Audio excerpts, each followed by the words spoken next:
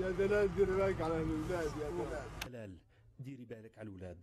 هنا دفن عبد الحميد اليوسف مستقبله. هو إنسان بسيط كما كل السوريين. تزوج من دلال التي أنجبت له آية وأحمد.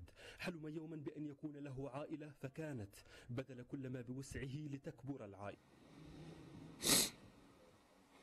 أخذوني على المشفى نحو 4 ساعات أو 5 ساعات بالضبط ما بعرف. سألتهم وين عائلتي أنا وين أهلي، قالوا لي كلهم بخير. رجعت ولات لقيتهم 25 واحد من عائلة واحدة مستشهدين كلياتهم. قلت لهم وين طفلي أحمد وآية التوأم وزوجتي وينهم؟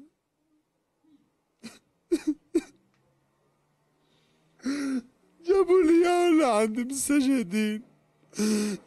يعني أطفال كلها أطفال ما تستحمل. يعني أنا الوحيد يمكن اللي نفذت. بس ايش ذنبهم هدول؟ يعني ليش ضربونا الغاز السارين؟ ليش ما عرفت. ليش ما عرفت.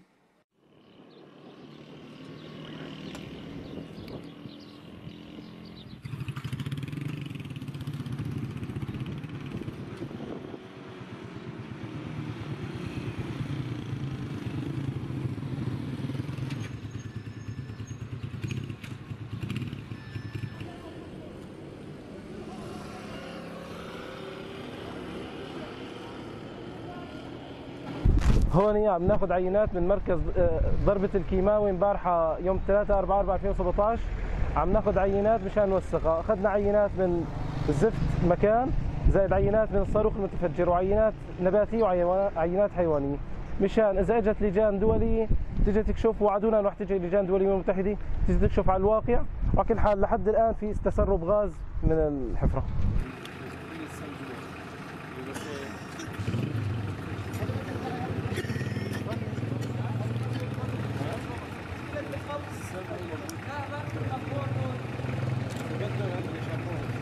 غير